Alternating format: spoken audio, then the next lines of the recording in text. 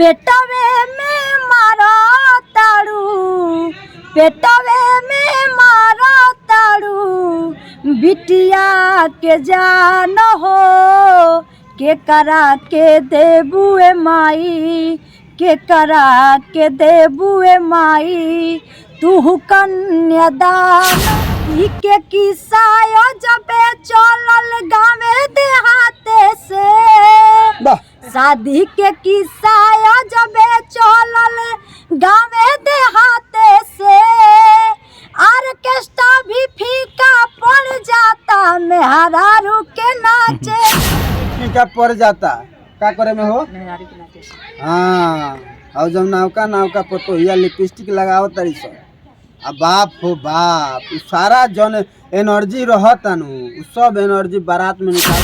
चाचा अंगूरी दबावे देखी के दांते से, ऑर्केस्ट्रा भी फीका पड़ जाता मेहरारू के नाचे से। कुशवाहा जी रील बनावे घर के बहुरिया तो बारात चलो, अब नया क्या लाए हैं समाज में। आप तो ना बहुत देखिए भोजपुरी इंडस्ट्री जो है ना, खाली एगो हो, अब तो बहन बारू हमारे सामने ऐसे हम कहें ना कुछ ना बताए, लेकिन आप भी समझ रही हैं कि हम क्या कहना चाहते हैं। भोजपुरी में अश्लील बा, चंदन चंचल बार एक जना, इनकर दोसर कुछ लौकत नहीं है, ये खाली ढोड़िए में अझुराइल बड़े। लेकिन ई एगो बहन बारी एगो और सुन ना रोवल देखी, ये एक बहन है जो जब गाती है तो मानो पूरा समाज एक साथ बैठकर इसके गाने को सुनता है। और जानते हैं भाई बहन बाप पितिया चाचा चाची काका काकी मौसा मौसी सब कोई इनके गाने को पसंद करता है, और क्यों नहीं करेगा जब उस गाने में उस कदर की दर्द छलकेगी। और कहीं ना कहीं धरातल की ये बात कहती है बेटिया, जो ये बेटी हमारे सामने मौजूद है पूनम कुशवाहा, और इनकी आवाज़ सुनकर आप लोग भी बोलिएगा कि वाह क्या कलाकार आप लेकर आए। चलिए कोई गाना है समाज के लिए तो सुनाइए। जी देखिए, हाल ही में एक गीत मैं गाई हूँ। हाल ही आपने कहा कि रील बनाओ घर के बहुरिया, उसी पर एक और मैं गाना गाई हूँ जो काफ़ी मेरे ऑडियंस लोग प्यार कर रहे हैं। तो मैं बहुत ही खुश रहती हूँ कि कम से कम ये लोग साफ सुथरा छवि हमें पसंद कर रहे हैं, सुन रहे हैं ये लोग। दीवाना म्यूजिक फिल्म्स के माध्यम से मैं इस गीत को गाई हूँ, वीडियो सहित आ चुका है, आप लोग देख सकते हैं। मैं गीत को सुनाती हूँ। शादी के किस्सा जबे चलल गावे देहाते से, शादी के किस्सा जबे चलल गावे देहाते से, ऑर्केस्ट्रा भी फीका पड़ जाता मेहरारू के नाचे से, ऑर्केस्ट्रा भी फीका पड़ जाता मेहरारू के नाचे से, बुढ़ऊ चाचा अंगूरी दबावे देखी के दांते से, ऑर्केस्ट्रा भी फीका पड़ जाता मेहरारू के नाचे से।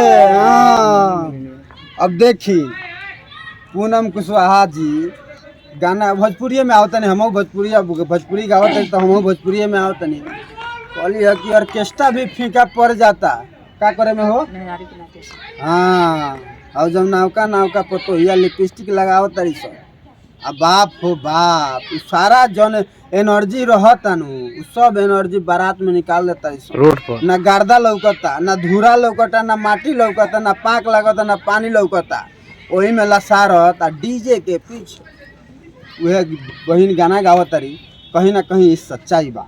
पेटवे में मारो ताड़ू, पेटवे में मारो ताड़ू, बिटिया के जान हो के करा के देबुए माई, के करा के देबुए माई, तू कन्यादान हो के करा के देबुए माई, पापा जी से कही के मांगावेलू दवाई, काहे ऐसन करेलू बोलाए माई, काहे करेलू आवे से पहले छीनी लेलू मुस्कान हो के करा के देबुए माई, तू कन्यादान हो के करा के देबुए माई। वाह, देखी के गाना गा रही हैं कि केकरा के देबू ए माई, कन्यादान हो। सही बात बा कि जब बेटी जन्म नहीं लेगी तो ये सृष्टि के संरचना कैसे होगा। उसी पर इन्होंने गाना गाया है कि खाली पेटवा में तो मारिए देते रहो, तो आखिरकार आगे के जन सृष्टि बा केंग नहीं चली। खाली बेटे चाहिए तो बेटी कहाँ गई। वही पर बहन गईली है पूनम कुशवाहा जी गाना गईली है